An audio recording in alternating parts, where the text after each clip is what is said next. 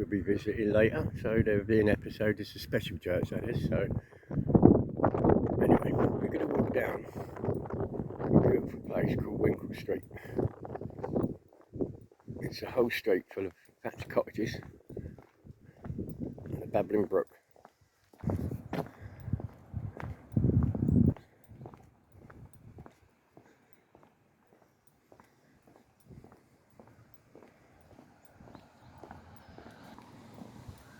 Gatehouse there to do with the big mansion which is there, the lodge. I don't know what place this is for, but here we are in Barrington Road, otherwise known as Winkle Street. I will be doing a load of talk over on it.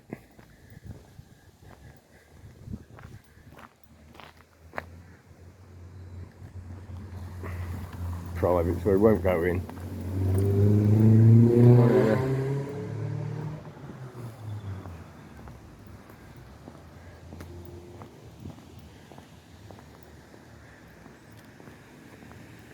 Here we are in the wonderful street of Winkle Street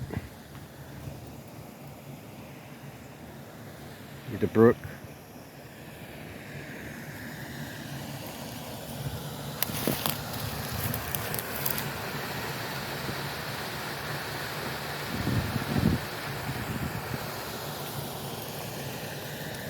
People's gardens on the other side.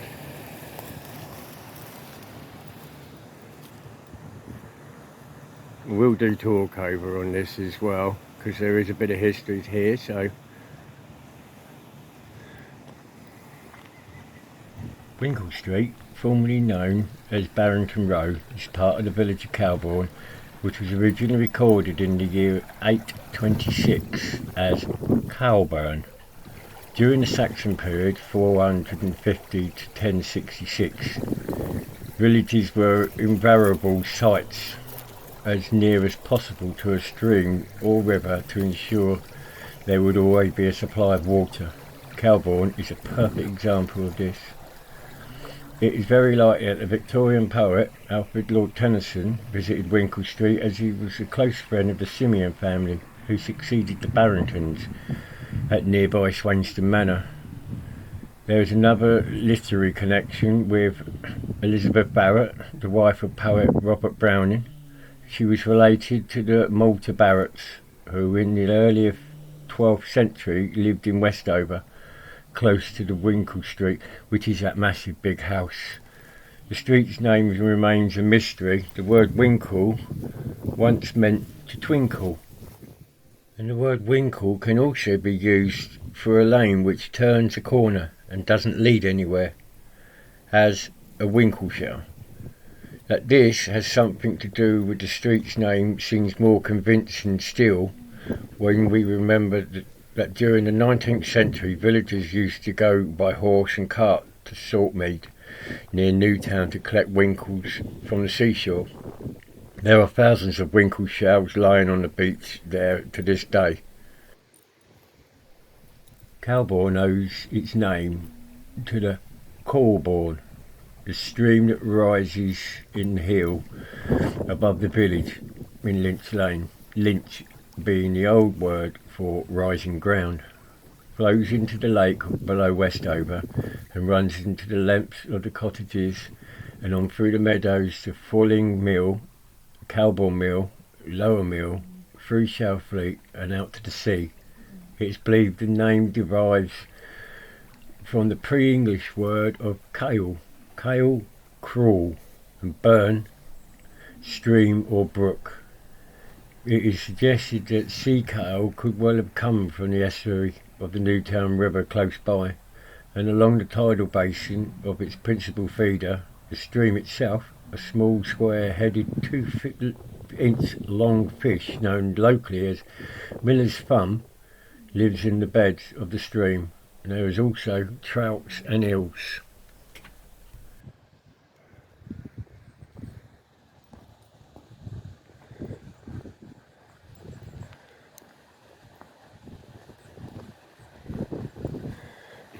Now this bit here This is where the sheep would be cleaned. They'd bring them down, possibly from the field or up the road there, or up here, but they'd bring them up to here, and then they'd be in there doing whatever they do. The water, fresh water coming from there, and then through this little bit here on the wall is where each of the sheep would be cleaned. Halfway down the street you can see a rare example of a sheep wash. It was constructed on common land for use by local people, and it is recorded that there were 600 sheep in and around the Calbourne at the time it was built, in at least 1640. In the middle of the 17th century, a Mr. Alsman, who owned Westover, the large white house which dates back in times of Edward the Confessor, made a vain attempt to charge local farmers for the use of the sheep wash, but they took him to court and won their case for free use. The last time the sheep wash was used was by Pitt's Farm, which is behind the church, in 1976. At the place where the sheep wash ends, which is where I ended up doing the filming there, ends a piece of wood was inserted in the grooves of the stones to hold back the water, and there it allows the sheep to be washed in the other water. So I got that wrong. They don't go through there. You can see the grooves of the plank.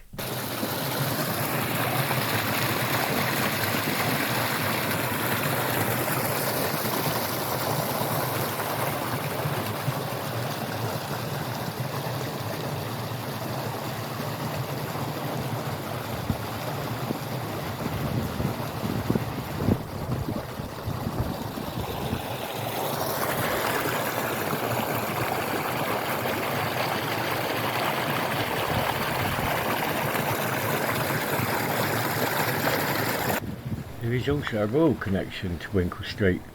In May 1910, King George V acceded to the throne. He and Queen Mary often visited the island during Cow's Week, and it is well known that the Queen often would, and without warning, make surprise visits to island residents in their own homes. There is a local tradition that the Queen Mary called on residents of number 3 Winkle Street not long after the coronation in 1911. The cottages' reaction is sadly unrecorded, but the tradition was given a curious twist when later a piece of pottery was discovered in the stream, almost certainly an item produced to commemorate the King's coronation.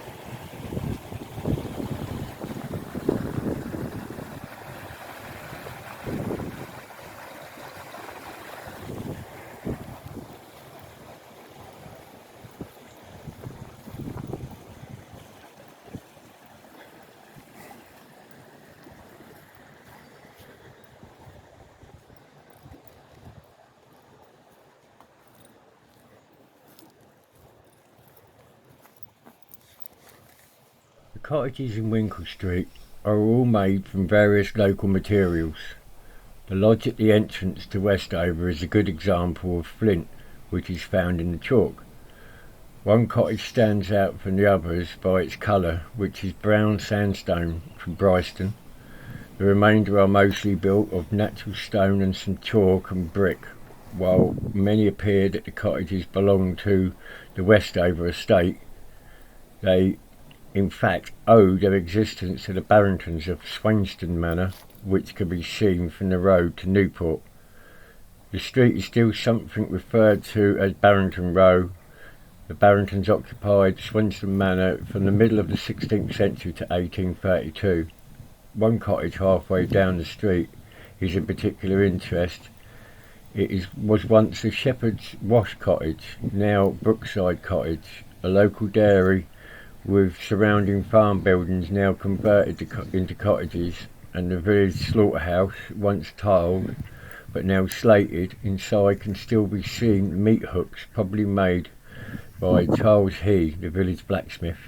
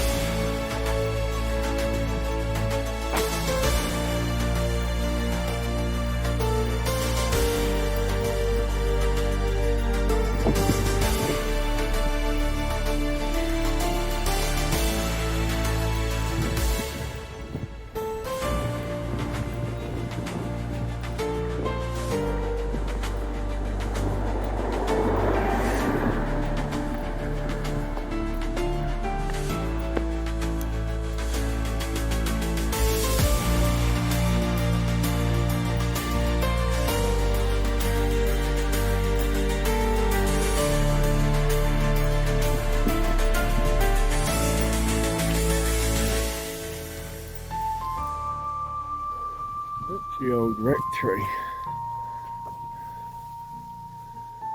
Really nice.